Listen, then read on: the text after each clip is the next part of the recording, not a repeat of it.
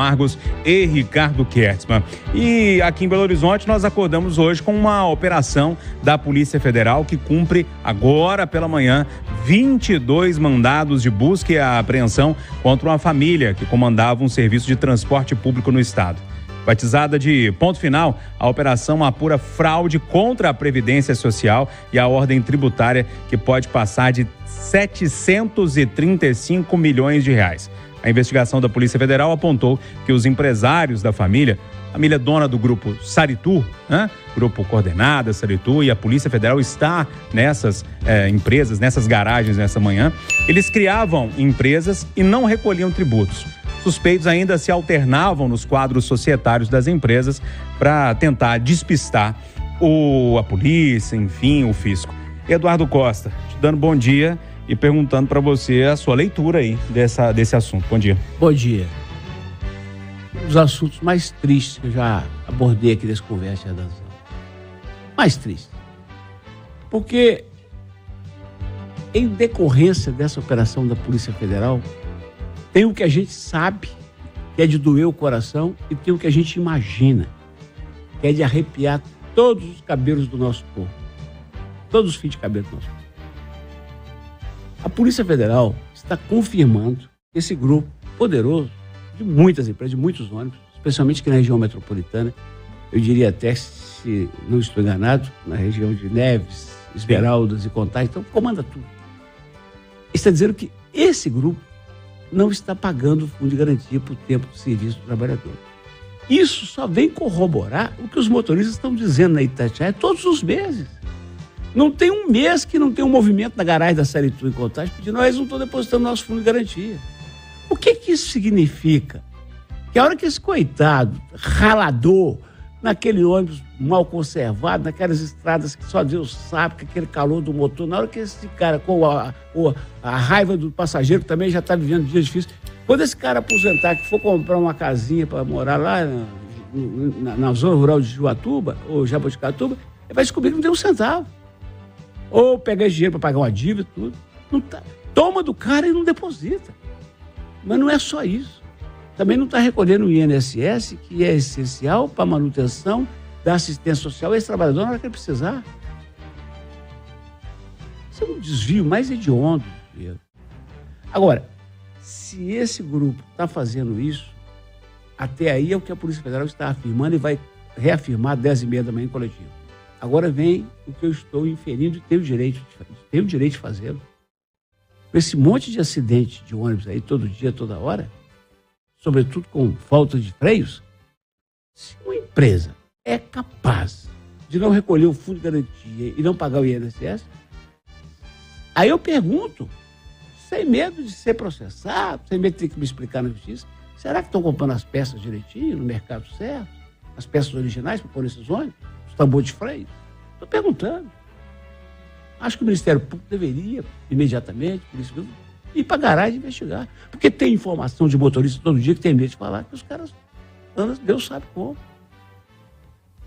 E para encerrar, nunca é demais dizer que os irmãos Lessa, controladores da Saritur, acusados de, só nessa investigação, fraudar mais de 700 milhões de reais de dinheiro público, são os mesmos da vacina. São os mesmos irmãos que inventou aquela falsa enfermeira e inventou uma vacina aí na garagem de ônibus. Tomaram o soro fisiológico. Tomaram o soro fisiológico. São tão espertos que tomaram o soro como se fosse vacina. E chamaram os amigos. Ô, gente, tem hora que dá vontade de a gente falar, para esse mundo que eu quero descer. Rita Mundim, querendo a sua análise aí, a sua leitura sobre esse assunto, Eduardo falava, o grupo é um grupo grande, Saritur, Coordenadas, Transnorte, que agora é deles também, Autotrans, toma conta do transporte em Montes Claros, Uberlândia, Itaúna, enfim, é uma empresa de muitos funcionários e uma fraude no fundo de garantia, chegando, enfim, também da Previdência, né, chegando a 735 milhões, pelo menos é o que diz a Polícia Federal. Bom dia para você. Bom dia, Júnior. Bom dia a todos. Eu só temo que a Saritur seja a ponta de um iceberg, porque o que nós estamos vendo e presenciando, né, em nível regional aqui, eu estou falando da grande BH, agora a gente tem uma empresa com essa operação em todo o estado de Minas Gerais. Então a gente tem que voltar e contextualizar. Nós tivemos uma pandemia e as empresas passaram por dificuldades, como todas as empresas, a maioria das empresas passou. Mas nada justifica essa sonegação, nada justifica o que está sendo feito por essa empresa, principalmente no que diz respeito à qualidade dos tributos sonegados, que são direitos dos trabalhadores. Então, eu só acho que a investigação deve ir fundo. Isso é um sinal de alerta, é uma luz amarela que pode levar à realidade do caos do transporte público, não só na Grande BH, mas em todo o estado de Minas Gerais. Eu acho que, repito, podemos estar convivendo hoje com a ponta de um iceberg que pode trazer à tona uma realidade estrutural devastadora, e nós estamos falando de logística, de transporte das pessoas e, acima de tudo, a gente está falando também de uma prática de sonegação aí que atinge a vida de milhares de trabalhadores honestos que dão sangue aí pela empresa. Mas um grupo que falsificou vacina, imagina o que é capaz de fazer além disso. Portanto, eu acho que as investigações têm que ser severas, ir a fundo. Temos ser a ponta de um iceberg. O Mal Camargos, trazendo o assunto para você aqui, a Rita estava falando desse colapso, né? Em 2020, eu lembro como se fosse hoje, final de 2020, a gente fez uma conversa de redação especial, né? E uma das perguntas do Eustáquio Ramos à época era assim, qual que era o problema maior para a cidade que a gente teria no próximo ano que a gente precisava resolver? Eu lembro de ter batido muito nessa tecla, gente. Por conhecer o transporte público do lado de dentro, trabalhei muitos anos nessa área, eu falava, gente, a bomba vai explodir. Se a gente não começar a olhar o transporte público, não só em Belo Horizonte, mas como um todo, a bomba vai explodir. E a bomba explodiu, concordo com a Rita também, que é só a ponta do iceberg, a gente vai ver mais coisas daqui para frente. Agora tem um detalhe que alguns motoristas da empresa me mandaram aqui pelo WhatsApp, também um colega de rádio, me lembrando o seguinte, a Saritur também é concessionária de transporte aqui em Belo Horizonte e está prestes a encher o bolso de dinheiro com o subsídio da prefeitura. Bom dia. Bom dia, Júnior. Você foi no ponto que eu ia abordar. A Saritur também controla e o presidente da Saritur é também o presidente do Cetra, né? Não, do Sintra. Do Sintra, desculpa. O intermunicipal. Mas se relaciona com as empresas de transporte público aqui também, aonde vão vir os 500 milhões de reais que será pagos e que foram oriundos de quê? Dos impostos dos cidadãos, dos impostos de outras empresas que cumprem suas obrigações, e as empresas do setor, ou esta empresa do setor, não tem cumprido a sua obrigação e vai receber do subsídio o imposto que todos nós pagamos. Nós defendemos aqui sim que houve um populismo no transporte de Belo Horizonte, que o senhor Alexandre Calil não deu o reajuste necessário de dar naquele momento. Agora, as empresas queriam R$7 a tarifa, conseguiram 6 e agora conseguiram 500 milhões dos cofres públicos. E não cumpre sua obrigação. Que a Polícia Federal consiga fazer o que a CPI da BH Trans não conseguiu fazer, o que outros órgãos investigativos não conseguiram fazer. Mostrar que, de fato, esse sistema ele é lucrativo sim, pois caso contrário, as empresas já teriam largado o osso há muito tempo. E elas insistem em manter os contratos, afinal, sem pagar impostos, com subsídio, até eu queria ter uma possibilidade ou uma boca como essas que essas pessoas têm. Ricardo Kertzmann, inclusive a turma lá do nosso Vale do Aço está lembrando, aqui no Vale do Aço também é a Saritur que atende por meio das empresas concessionárias. Depois o Eduardo quer falar também, mas vamos primeiro com você, Ricardo. Queria sua leitura desse assunto todo, como é que você lê essa história, com sua cabeça de empresário, talvez você tenha uma visão diferente da nossa aqui. Bom dia para você. Bom dia. Nossa aqui, bom dia para você. Bom dia, Júnior, bom dia, amigos. Não tem não, Júnior. Não tem não, eu estava lendo com bastante atenção isso ali antes de começar o programa. E eu vi, bastante atenção, e você estava fazendo uma cara de brabo. Putz, mas como não ficar bravo? Porque os supostos crimes envolvem simulação, abuso de personalidade jurídica, sonegação de impostos, blindagem patrimonial e fraude de execução fiscal. Além disso, apropriação indébita previdenciária, fraude de execução trabalhista, lavagem e ocultação de bens, direitos e valores e organização criminosa. É coisa de quase R$1 bilhão.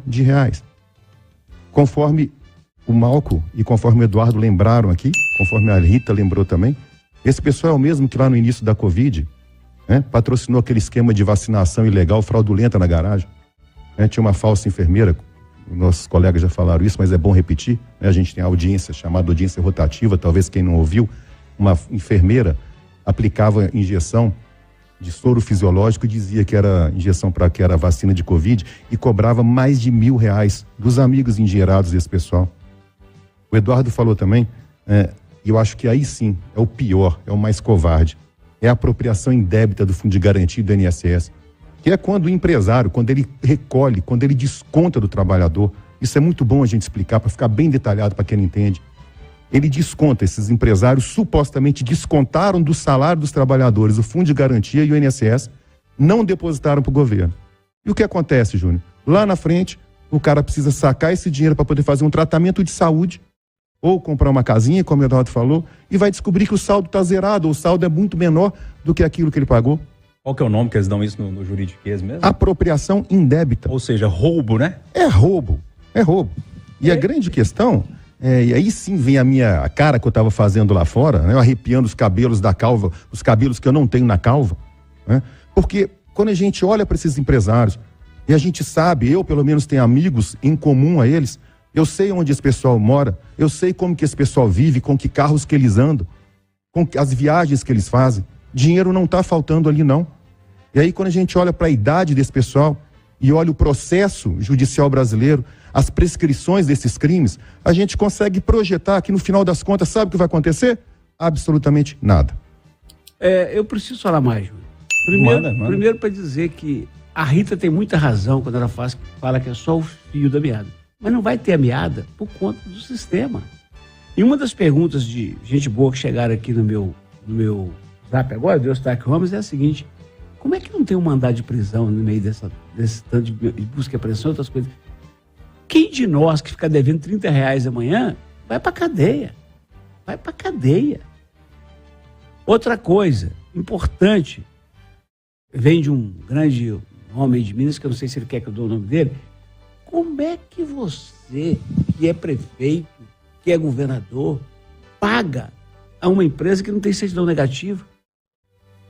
Vai um de nós prestar um serviço para a prefeitura, o governo do estado, se não tiver certidão negativa da Receita, tanto para INSS quanto para Fundo de Garantia, não recebe nunca. E o que é pior, que eu vou fechar agora, aí está me tocando pessoalmente, sabe? Aí dói. Porque, vez por outra, eu falo aqui, o sistema de transporte público nesse país não dá conta. Tem que ter investimento público e tem que vir de Brasília, porque o município não tem. Aí os caras que não têm noção vão para a internet e falam: o Eduardo Costa é o defensor dos ônibus, o advogado dos ônibus, está levando um e tudo. E eu fico calado. Agora, eu vejo uma notícia dessa, eu fico imaginando que os caras falam assim: eu tinha razão. É isso. É isso, Júlio. Como é que eu vou defender dinheiro para o cara que recebe e não paga o fundo de garantia do trabalhador dele, rapaz? Até segunda hora eu parar de falar que tem que dar esse dinheiro aí para essas empresas de hoje. É difícil demais. É isso mesmo, Júnior. Deixa eu pegar um gancho aí no seu comentário, que você falou do fundo de garantia. Eu me equivoquei no comentário. Agora que eu falei que o fundo de garantia é descontado, não. O INSS é descontado. O fundo de garantia não, ele só não é depositado. No final das contas, o prejuízo ao trabalhador é mesmo. Ele trabalha 20, 30 anos, quando ele vai descobrir, ele não tinha dinheiro nenhum depositado lá e fica sem o dinheiro que era dele, era legítimo ser dele. Você chamou Rita? Chamei. Eu acho que o momento é mais do que apropriado para a gente discutir, né, esses subsídios. Então, eu acho que a população está sofrendo, sim, a passagem aumentou, mas é preciso muita calma nessa hora, e é necessário impor regras duríssimas, com fiscalização transparente, para que a gente tenha a ideia de que esse dinheiro do subsídio não vai ser mais um alimentador de quadrilhas. Tem que pagar, tem que ter certidão negativa de todos os impostos, tributos e obrigações sociais, e tem que pagar multa, senão não pode receber. Como é que a prefeitura multa, o cara não paga multa e ela entrega dinheiro, Júnior? É simples assim. Gente... Isso é complementar, eu sei que a gente tem que virar de assunto, mas isso aqui, porque isso é o que está matando o cidadão no dia a dia. Você falou de certidão negativa, um dos golpes mais comuns contra a Receita Federal e mais praticados em todas as cidades são escritórios de advocacia ou de contadores, né, tudo picareta, que oferecem para as empresas a possibilidade de emitir certidão negativa de débito a partir de inserção fraudulenta de dados no sistema. É mais ou menos assim, Eduardo, o cara deve imposto, o sujeito entra no sistema da Receita, aponta uma garantia qualquer, uma dívida agrária, esses chamados precatórios, coisas antigas que existiam, e ele no sistema ele consegue gerar essa certidão negativa de débito. É uma coisa automática, chega a ser pueril como isso se dá no Brasil até hoje, e é isso que proporciona tanto, mas tanta falcatrua por aí. Ontem eu vi uma discussão no jornal, um senador, para fazer graça, criticando esse acordo da prefeitura com a Câmara Municipal. O Gabriel, acertadamente, corretamente e no tempo certo, falou: eu quero que o senador traga verba de Brasília para resolver. Não é que ficar criticando, não. Agora, pensa na cabeça do Gabriel e do Fuad hoje diante dessa notícia. Os caras fazendo um acordo para salvar o trabalhador da passagem de 6 reais. Imagina se eu sou o Gabriel, que eu estou fazendo um acordo que, na minha opinião, é correto. Se eu estou sentado lá hoje, estou fazendo um acordo para salvar a cidade, aí vem uma bomba dessa. Isso aí, se não der cadeia, amigo, se não der uma revolução, se não der um sacolejo nesse sistema, aí nós podemos jogar a toalha.